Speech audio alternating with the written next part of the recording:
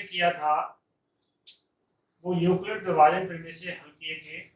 अगला जो चैप्टर है हमारा वो है 1.2।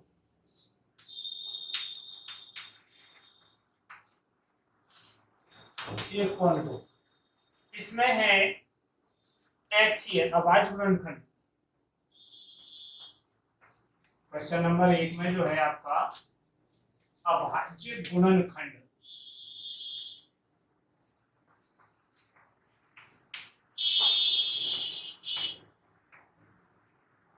अभाज्य गुणनखंड के रूप में लिखो।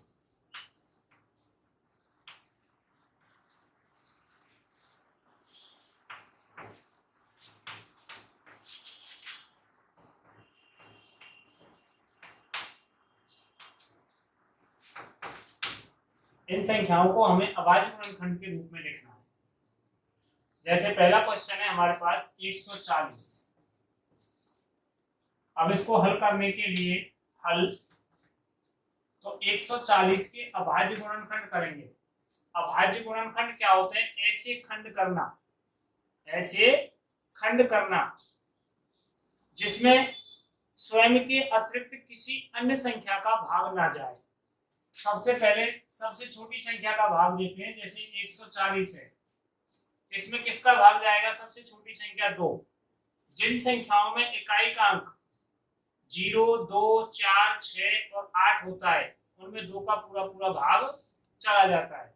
तो यह 140 के इकाई का अंक 0 है तो इसमें 2 का भाग चला जाएगा। तो 2 का भाग दिया हमने, 2 सत्ते 14 और 0 की 0। अब भी इकाई का अंक 0 है तो फिर हमने दूसरा 2 का भाग दे दिया। देखो 2 का भाग 7 में दिया, 2 तिया 6, 1 बच गया, फिर 0 आ गई, 10 हो गए तो 2 पंजे 10। अब इकाई का अंक 5 आ गया, इसमें 2 का भाग नहीं जाएगा तो हमने अंकों का योग करके देखा। 5 और 3 8, 5 और 3 8, 8 में 3 का भाग नहीं जाता है इसलिए इसमें 3 का भाग भी नहीं जाएगा। तो अब इकाई का अंक 5 है। जिन संख्याओं में इकाई का अंक 5 और 0 होता है उनमें 5 का भाग चला जाता है तो हमने इसमें 5 का भाग दे दिया। 5 7 35। अब 7 अभाज्य संख्या है तो 7 के 7। तो 140 के अभाज्य गुणनखंड क्या हो गया आपके पास? 2 गुणा 2 गुणा 5 गुणा 7। इसको हम लिख देंगे 2 की पावर 2 यानी 2 की घात 2 गुणा 5 गुणा 7। आया समझ में? केवल हमें अभाज्य गुणनखंडों के रूप में लिखना है। अगला दूसरा जो क्वेश्चन है आपका इसी में वह 156 है। उसके भी ऐसे ही करेंगे जैसे हम 156 के अभाज्य गुणनखंड करो। तो 156, अब इकाई का अंक क्या है हमारे पास? 6, तो 2 का भाग चला जाएगा।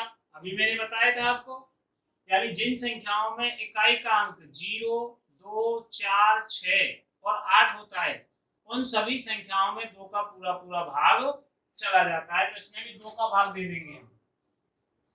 2 सत्ते 14, 1 बच गया, 2 अट्ठे 16। फिर 2 का भाग दिया हमने क्योंकि इकाई का अंक 8 है। 2 तिया 6 और 2 नाम 18। फिर इसमें अब देखो इकाई का अंक 9 आ गया तो अंकों का योग किया हमने। 9 और 3 12, 12 में 3 का भाग चला जाता है तो 39 में 3 का भाग चला जाएगा। तो हमने 3 का भाग दे दिया। हमने इसमें 3 एकम 3 और 3 तिया 9। अब 13 आ गई। 13 हमारी अभाज्य संख्या है, इसमें केवल 13 का ही भाग जाएगा, किसी और का भाग नहीं जाएगा। तो इसके खंड क्या हो गए हमारे पास? 156 बराबर 2 गुणा 2 गुणा 3 गुणा 13। इसको घात के रूप में लिख देंगे। 2 की घात 2 गुणा 3 गुणा 13। है कोई परेशानी इसमें? अब हमारा इसमें जो तीसरा क्वेश्चन है वो है 38 25, 3825। 3825। अब इसके अभाज्य गुणनखंड करना है तो देखो इसमें 2 का भाग दिया, इकाई का अंक 5 है तो 2 का भाग नहीं जाएगा, 3825, 2 का भाग नहीं जाएगा।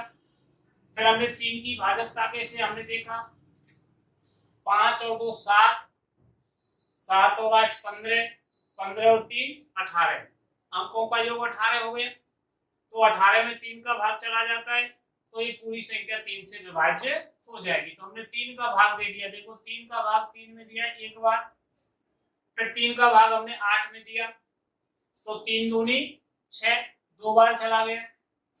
फिर हमारे पास क्या बच गया, 3 दूनी 6, 8 में से 6 गए तो 2 बच गए, 2 के बाद 2 लगा दिया तो 22, 22 में 3 का भाग दिया तो 3 सत्ते 21, अब 1 बच गया, 1 के बाद 5 और आ गया तो 15 हो गए, तो 3 पंजे 15।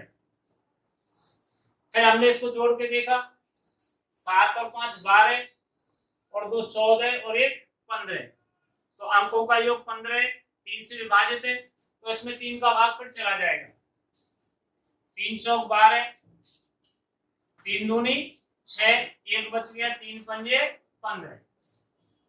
फिर हमने देखा इसको 5 और 2 7 और 4 11, अब 3 का भाग नहीं जाता है तो इसका मतलब ये संख्या 3, इस संख्या में 3 का भाग नहीं जाएगा। फिर हमने क्या किया, 3 के बाद 4 का जाएगा नहीं तो 5 का भाग दिया, 15 40 और 55 25, अब इकाई का अंक 5 है तो 5 का भाग चला जाएगा, 5 एकम 5, 3 बचे, 5 7 35। अब 17 हमारी अभाज्य संख्या है तो इसमें केवल 17 का ही भाग जाएगा। तो क्या हो गया हमारे पास 38 25 के अभाज्य गुणनखंड, 38 25 बराबर 3 गुणा 3 गुणा 5 गुणा 5 गुणा 17। तो कैसे लिखेंगे इसको, 3 की घात 2 गुणा 5 की घात 2 गुणा 17। यानी प्रश्न में हमसे क्या पूछा था, निम्न संख्याओं को अभाज्य गुणनखंड के रूप में लिखो। तो 140 के हो गए आपके, 156 के हो गए और 3825 के अभाज्य गुणनखंड हो गए। अब इसमें कोई परेशानी अभाज्य गुणनखंड करने में। इसके अलावा आपके क्वेश्चन में 2 संख्या और हैं, 5005 और 7429, 7429, उनके भी सेम इसी प्रकार से करेंगे। आप करके देखो फिर मैं बताता हूं आपको। करो दोनों के अभाज्य गुणनखंड पहले।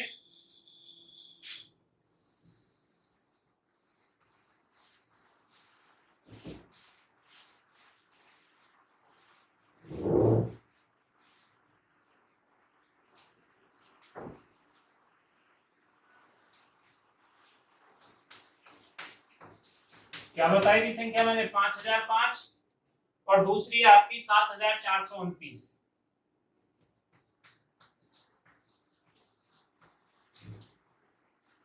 अब देखो आपने क्या किया और अब मैं बता रहा हूं आपको हल। देखो देखो इकाई का अंक इसमें 5 है तो 2 का भाग नहीं जाएगा, क्योंकि भाजकता के नियम से पहले हमें यही जानकारी करनी है कि इसमें 2 का भाग जाएगा या 3 का जाएगा या 4 का। तो 5 इकाई का अंक है तो 2 का भाग नहीं जाएगा, अंकों का योग 5 और 5 10 है, 3 का भाग नहीं जाएगा तो 4 का भी नहीं जाएगा, फिर कितने का जाएगा, 5 का। मैंने अभी बताया था जिन संख्याओं में इकाई का अंक 0 या 5 होता है उनमें 5 का भाग चला जाता है। देखो 5 एकम 5 0 0, 5 एकम 5। अब इकाई का अंक 1 आ गया तो 5 का भी नहीं जाएगा, 6 का भी नहीं जाएगा, तो 7 का देके देखते हैं इसमें। देखो 7 एकम 7, 3 बचे, 30 हो गए, 7 चौक 28, 2 बचे, यानी 7 का भाग चला जाएगा इसमें। 7 एकम 7, 10 में से 7 गए तो 3 बचे, 3 के बाद 0 आ गए तो 30 हो गए, 7 चौक 28। फिर हमारे पास कितने बचे, 30 में से 28 गए तो 2, फिर 1 आ गया तो 7 तिया 21। अब देखो 7 का भी नहीं जा रहा है इसमें, 7 का नहीं जा रहा है तो 8 का भी नहीं जाएगा, 9 का भी नहीं जाएगा, 10 का भी नहीं जाएगा, क्योंकि 10 का उन्हीं संख्याओं भाग जाता है जिनमें इकाई का अंक 0 होता है। तो हमने 11 का भाग दिया, 11 एकम 11, 3 बच गए हमारे पास, और 11 तिया 33। फिर हमारे पास 13 संख्या प्राप्त हुई, और 13 कैसी है? अभाज्य संख्या है, इसमें किसी संख्या का भाग नहीं जाता है, तो 13 ही प्राप्त होगा। तो इसके अभाज्य गुणनखंड क्या हो गए हमारे पास? 5 गुणा 7 गुणा 11 गुणा 13। क्या हो गए? 5 गुणा 7 गुणा 11 गुणा 13। अभाज्य का मतलब वो होता है कि जहां अब जिस संख्या में किसी दूसरी संख्या का भाग नहीं जाता वही अभाज्य होता है। तो बड़ी संख्या को छोटे रूपों में करके अभाज्य गुणनखंडों के रूप में हमने व्यक्त कर दिया। अगली संख्या है 7429। अब देखो, इसमें 2 का भाग नहीं जाएगा। क्यों नहीं जाएगा 2 का भाग? क्योंकि इकाई का अंक इसमें 9 है। जिन संख्याओं में इकाई का अंक 0, 2, 4, 6 और 8 होता है और इनमें 2 का भाग जाता है। तो हमने 3 से जानकारी की, 3 की भाजकता के नियम से देखो, 9 और 2 11, 11 और 4 15, 15 और 7 22। तो 22 में 3 का भाग नहीं जाता है, इसमें 3 का भाग भी नहीं जाएगा। फिर हमने इसमें भाग 4 का दिया, तो 4 का जाएगा ही नहीं। 4 के बाद 5 का भी नहीं जाएगा क्योंकि 0 नहीं है, 6 का भी नहीं जाएगा, 7 का भी नहीं जाएगा। फिर 11 का देखे देखो, 11 6 66, आपके 6 बच गए, 11 पंजे 55, तो 11 का भी नहीं जा रहा है। तो इसमें कितने का भाग जाएगा? फिर हमने 11 के बाद 13 का देखा, क्योंकि अगर भाग देने में दिक्कत आए तो इस तरीके से भाग करके आप देख सकते हो। तो हमने इसमें 13 का भाग दिया, देखो 13 3 39, 13 चौका 52, 13 पंजे 65, तो 14 में से 5 गए तो 9, 13 सत्ते 91, 1 बचा, 13 का भी भाग नहीं गया इसमें, तो 14 का भी नहीं जाएगा, 15 का भी नहीं जाएगा, 16 का भी नहीं जाएगा। तो अब इसमें अभाज्य संख्या 17 का भाग देके देखा हमने। देखो 17 चौका 68, 14 में से 8 गए तो आपके कितने बच गए? 6, फिर 2 ताल लिया, 17 दूनी 34, 17 किया 51, कितने बच गए? 2 में से 1 गया तो 1, और 5 में से 6 में से 5 गया तो 1, फिर 17 सत्ते 7 7 49, 7 4 11, 119, तो कितने का भाग चला गया इसमें? 17 का। 17 का भाग गया हमारे पास 437 बार। फिर हमने क्या किया इसमें, अब 17 का दोबारा देके देखें तो 17 दूनी 34, 17 का भाग नहीं जाएगा। फिर हमने इसमें 19 का भाग देके देखा, कितने का? 19 का, क्योंकि अभाज्य संख्याओं का ही भाग जाएगा इसमें, भाज्य का नहीं जाएगा किसी का। तो हमने इसमें 19 का भाग दिया, 19 एकम 19 और 19 दूनी 38, 43 में से 38 गए तो कितने बच गए? 5, और 19 किया 57। फिर 23 अभाज्य संख्या है तो 23 के 23 एक बार, तो आपके 7429 के अभाज्य गुणनखंड हो गए आपके 17 गुणा 19 गुणा 23। है कोई परेशानी आपको किसी प्रकार की इसमें? यानी पहले 5005 के निकाल दिए, फिर 7429 के। अब पहला क्वेश्चन आपका पूरा हो गया। अब अगले में 2 चीज पूछी आपसे, एचसीएफ और एलसीएम। एचसीएफ क्या होता है और एलसीएम क्या होता है?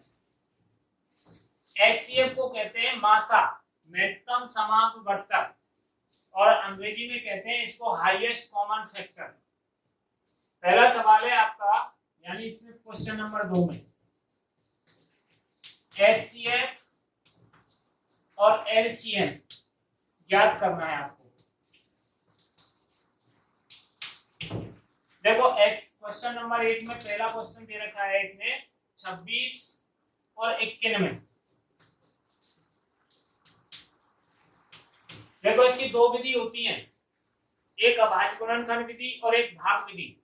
तो इसने हमसे जो पूछा है वो अभाज्य गुणनखंड विधि से पूछा है। तो देखो 26 के अभाज्य गुणनखंड कर लेंगे हम। तो 26 के भाज्य गुणनखंड कैसे अभी बताए थे मैंने आपको। देखो 26 के भाज्य गुणनखंड, 26 में 2 का भाग चला जाएगा कितनी बार, 13 बार, और 13 में किसी का नहीं जाएगा, 13 का ही जाएगा। तो 26 के खंड क्या हो गए आपके पास, 2 गुणा 13।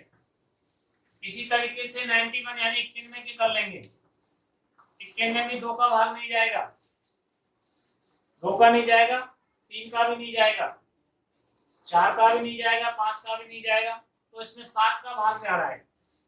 7 एकम 7, 2 बचे, 7 के 21, और फिर 13 का जा रहा है। तो कितने हो गए इसके, 91 के हो गए आपके 7 गुणा 13। अब इसका HCF हाईएस्ट कॉमन फैक्टर जो सबके पास हो, तो देखो 13 26 में भी आ रहा है और 13 91 में भी आ रहा है, तो इसका HCF हो गया 13। क्या हो गया, 13।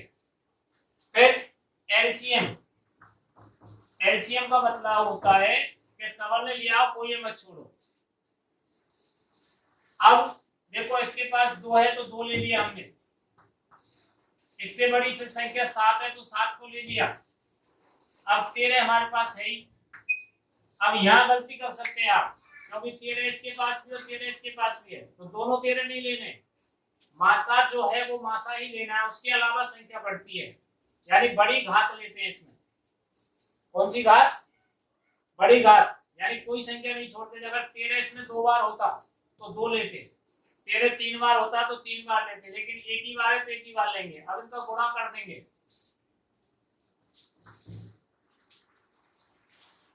7 दूनी 14 गुणा 13। अब देखो 13 चौका 52, 5 हाथ से लगी, 13 कम 13 और 5 18, 182 आ गया इसका एलसीएम।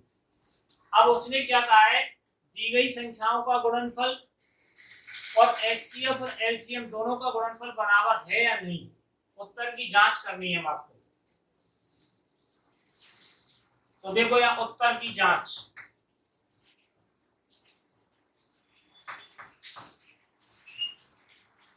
दी गई संख्याओं का गुणनफल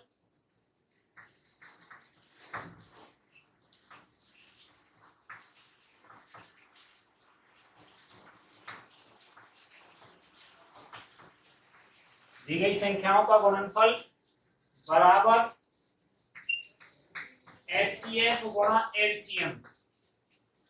दी गई संख्याओं का गुणनफल बराबर एचसीएफ गुणा एलसीएम। तो देखो संख्या क्या थी हमारे पास, 26 और 91, तो यह 26 गुणा 91, और एचसीएफ क्या था हमारे पास 13, और एलसीएम क्या है हमारे पास 182। अब इनका गुणा कर दिया, देखो 13 दूनी 26 को 6 को हासिल कितनी लगी, 13 दूनी 26 को 6 को हासिल कितनी लगी, 2, 13 अट्ठे 104 और 2 106, 13 अट्ठे 104 और 2 106, हासिल कितनी लगी 10, 13 कम 13 और 10 23। अब इसी प्रकार से इसका गुणा कर लिया, हम पर पढ़ा नहीं आता तो देखो रफ में करके देख लो आप। 26 गुणा 91, 6 एकम 6 और 2 एकम 2, 9 6 की 54 को 4 को हासिल लगी 5, 9 दूनी 18 5 23, 6 6 3 2, तो कितना आ गया 2366। दोनों संख्याएं बराबर आ गई क्या, नहीं आई, दोनों संख्याएं बराबर आ गई। अतः इति सिद्धम, दी गई संख्याओं का गुणनफल और एचसीएफ और एलसीएम दोनों समान है, तो यही सिद्ध करवाया था उसने। यहां आकर के हमारा सवाल पूरा हो गया। किसी प्रकार की कोई प्रॉब्लम इसमें, सेम इसी प्रकार से जो आपको अगले क्वेश्चन दे रखे हैं वो इसी प्रकार से आपको हल करने हैं।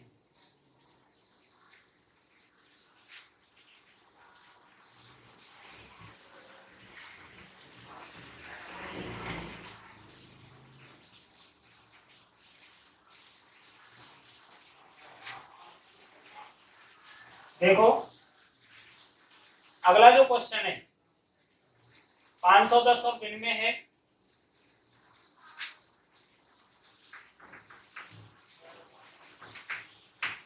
पाँच सौ दस और भिन्न में अभाज्य गुणनखंड विधि से ही करना है इसको भी हमें। तो देखो 510 के अभाज्य गुणनखंड कर लिए हमने। 510 में 2 का भाग चला जाएगा, 2 दूनी 4, 1 बचा, 2 पंजे 10 और 2 पंजे 10। अब इसमें 3 का चला जाएगा क्योंकि अंकों का योग जो है वो 12 है। 5 और 5 10 और तो 12, 3 से विभाजित है तो 3 का भाग दे दिया हमने। 3 अट्ठे 24, 1 बच गया तो 3 पंजे 15। अब 3 का नहीं जाएगा क्योंकि 8 5 13 अंकों का योग 13 है तो हमने इसमें 7 का भाग दे दिया। 7 का चला जाएगा, नहीं जाएगा। 5 का जाएगा पहले। 5 एकम 5 और 5 7 33। अब 17 भाज्य संख्या हो गई तो 17 के 17 आई। फिर भिन्न में दिया हमने कितने का भाग जा रहा है इसमें, इकाई का अंक 2 है तो 2 का चला जाएगा। 2 चौका 8, कितने बचे 1 तो 2 छीकी 12। फिर 2 का चला जाएगा इसमें। 2 दूनी 4 और 2 तिया 6।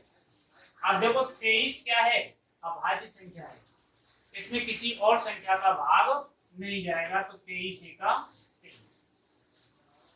अब यहाँ 510 के अभाज्य गुणनखंड जो हमने किए वो क्या हुए, 2 गुणा 3 गुणा 5 गुणा 17। और भिन्न के जो हमने खंड किए 2 गुणा 2 गुणा 23। अब इसका HCF हाईएस्ट कॉमन फैक्टर जो सबके पास हो, तो देखो 1 2 का इसके पास है, 1 2 का इसके पास है तो 2 ले लिया। फिर 3 इसके पास है लेकिन इसके पास नहीं है, 5 इसके पास है लेकिन इसके पास नहीं है, 17 इसके पास है लेकिन इसके पास नहीं है, तो इसका HCF केवल 2 आएगा और तो नहीं आएगा। क्यों? क्योंकि केवल एक ही संख्या मिल रही है। उभयनिष्ठ घात जो सबके पास हो, मासा का मतलब होता है उभयनिष्ठ घात जो सबके पास हो, तो केवल 1 2 का दोनों के पास है। अब लेना है हमें इसका एलसीएम। एलसीएम में किसी को नहीं छोड़ते हैं। देखो 2 का इसके पास 1 है, इसके पास 2 है तो बड़ी संख्या 2। फिर क्या रह गया हमारे पास 3। फिर क्या रह गया हमारे पास 5। उसके बाद क्या रह गया 17 और उसके बाद क्या रह गया 23।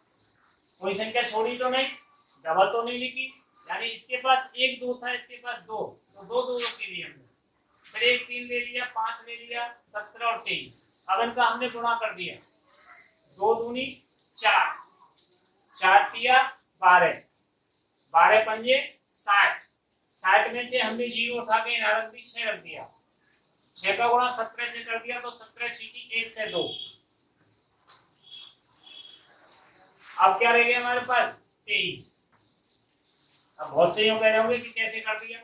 देखो 2 का गुणा 2 से किया तो 4 आ गया, 4 का गुणा 3 से किया तो 12 आ गया, 12 का गुणा 5 से किया तो 60 आ गया, और 60 में से एक 0 हमने उठा के रख दी, इकाई का अंक 0 आ गया तो हमें 0 चलेगी, 6 रह गया और 17 छीकी 1 से 2। अब रह गया हमारे पास 23।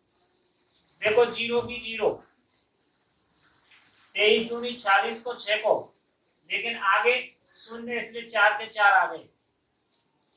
23 की 0 की 0, 23 दूनी 40 को 6 को 4, अब 23 एकम 23 तो क्या आ गया 23,460। क्या आया ये एलसीएम, लघुत्तम समापवर्तक। अब जांच करनी है हमें इसकी।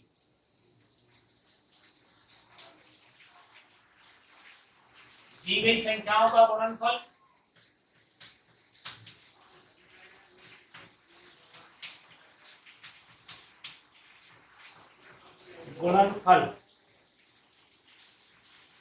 बराबर एचसीएफ गुणा एलसीएम, लासा और मासा।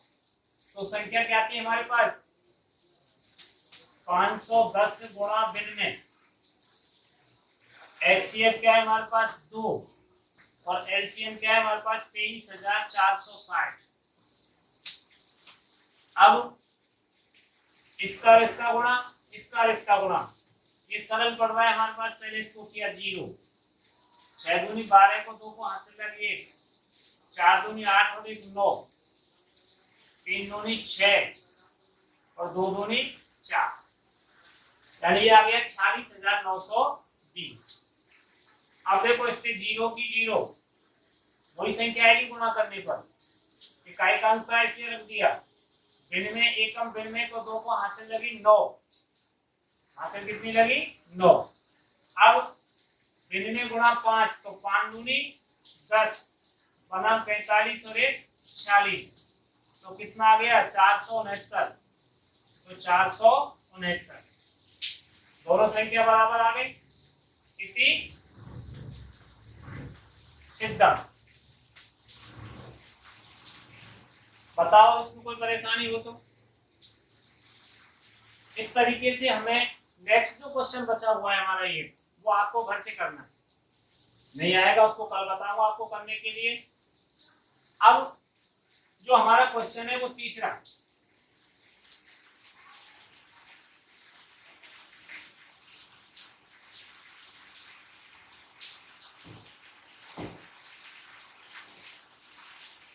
उसमें आपको एचसीएफ और एलसीएम दोनों चीज निकालनी है। देखो आपको 3 संख्या दे रखी है इसमें, 12, 15, 21 का एचसीएफ और एलसीएम दोनों निकालने हैं हमें इसमें।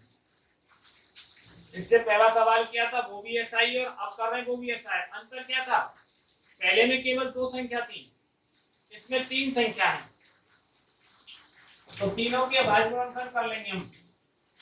2 छीकी 12, 2 तिया 6 और 3 एकम 3, ऐसे ही 15 के कर देंगे।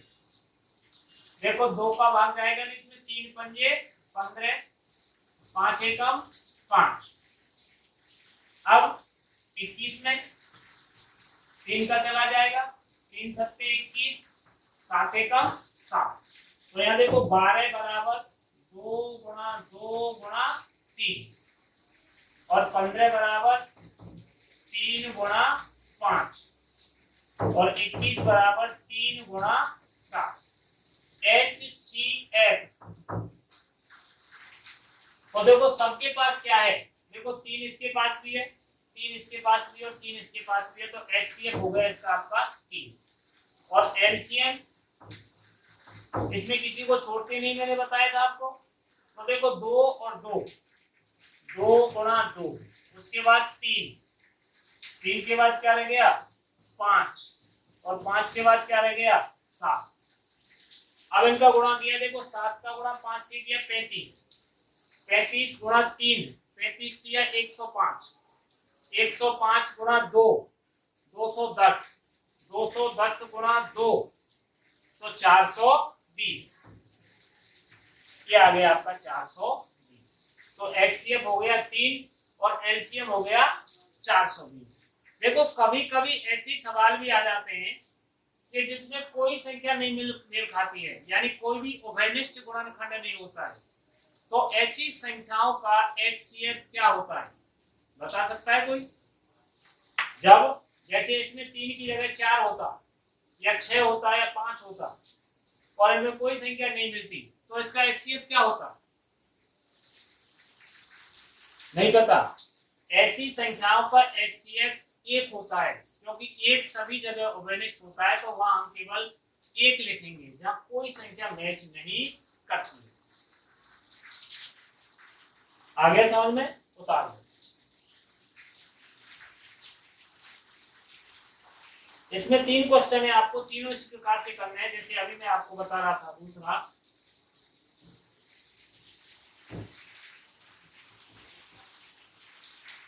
अगली संख्या है 17, 13, 23 और 19। 17, 23 और 29। अब देखो 17 के भाज्य गुणनखंड करते हैं हम, तो देखो 17 में केवल 17 का ही भाग जाएगा, 17 एकम 17, जो अभी मैं बता रहा था वही चीज आ गई आपके सामने। 23 में 23 का ही भाग जाएगा, 23 एकम 23, और 29 में 29 का ही भाग जाएगा, क्योंकि तीनों अभाज्य संख्या है। तो HCF तो क्या मेल खा रहा है इसमें, कोई खा रहा है क्या? 17 बराबर 17 गुणा 1, 23 बराबर 23 गुणा 1 और 29 बराबर 29 गुणा 1। एक लिखते नहीं है लेकिन मैंने आपको समझाने की वजह से लिखा है, क्योंकि आप उभयनिष्ठ संख्या कोई नहीं थी इसमें, तो इस जगह पे आपको क्या आ जाएगा 1, और एलसीएम क्या आ जाएगा आपका, तीनों का गुणा कर देंगे 17 गुणा 23 गुणा 29। इतनी बड़ी संख्या का गुणा ही नहीं आता हमने। तो देखो हमने पहले 17 का 23 से गुणा किया, 17 दूनी 34, 17 किया 51, 5, 17 दूनी 34 और 5 39। फिर इसमें 29 का गुणा कर दिया, पहले किसका गुणा किया 17 का, 17 दूनी 34, 17 किया 51 को 1 को हासिल लगी 5, 17 दूनी 34 और 5 39। अब 391 में 29 का गुणा किया, देखो 9 एकम 9, 9 में 81, 8, 9 किया 27 और 8 35, 2 का किया 2 एकम 2, 9 दूनी 18, 3 दूनी 6 और 1 7, 9 की 9 3, 8 5 13, 7 3 10 और 1 11। फिर इसको पहले कंफर्म कर लो गुणा हमारा सही है नहीं। देखो 9 का गुणा 1 से किया तो 9 एकम 9, 9 में 81 को 1 को हासिल लगी 8, 9 किया 27 और 8 35। फिर इसमें 2 का किया 2 एकम 2, 9 दूनी 18, 3 दूनी 6 और 1 7। फिर जोड़ दिया देखो 9 2 और 1 3, 8 5 13, 7 3 10 और 1 11। तो कितना आ गया आपके पास 11,339। ये क्या आ गया आपका एलसीएम। अब देखो जितनी मैं मेहनत कराता हूं उतनी ही आपको करनी है, इनको दोबारा रिपीट करना है, इनसे संबंधित और सवाल भी आपको हल करने हैं। नेक्स्ट क्वेश्चन हम आपको कल कराएंगे। थैंक्स। उम्मीद करते हैं आज सर ने आपको जो भी पढ़ाया है वो आपको बहुत अच्छे से समझ में आया होगा। और अगर अब आपको कोई भी डाउट है, कोई भी समस्या है तो उसको आप कमेंट में लिख के पूछ सकते हो। ये आज आपकी क्लास 10th की 1.2 प्रश्नावली थी। सेम इसी तरीके से क्लास 8th, क्लास 9th और क्लास 10th के पूरे कोर्स को सिस्टमेटिक तरीके से पढ़ाया जाएगा। और दोस्तों अगर आप में से कुछ बच्चे ऐसे हैं जिनके पास NCERT की ये वाली बुक नहीं है, तो उन सब के लिए मैंने इस चैप्टर की, इस प्रश्नावली की बुक की PDF डिस्क्रिप्शन बॉक्स में डाल दी है। उस लिंक पर क्लिक करके आप उसको डाउनलोड कर सकते हो। और इस वीडियो को आपके जो भी दोस्त हैं, आपके सहपाठी हैं, आपके क्लास वाले हैं, आपके ट्यूशन वाले हैं, सबको बताएं, सबके साथ शेयर करें, जिससे वो भी इस ज्ञान का लाभ उठा सकें। और अगर आपको ये वीडियो पसंद आई हो तो वीडियो को लाइक करें, चैनल को सब्सक्राइब करें, बेल आइकन यानी कि घंटी को दबाकर ऑल पर टिक करें, जिससे कि आपको नोटिफिकेशन सबसे पहले मिले सर की हर वीडियो की, आप उस वीडियो को देख पाएँ। वीडियो में यहाँ तक बने रहने के लिए आपका बहुत बहुत धन्यवाद। मिलते हैं अगली वीडियो में अगले टॉपिक के साथ। जब तक के लिए जय हिंद, जय भारत, राम राम। आपका दिन शुभ हो।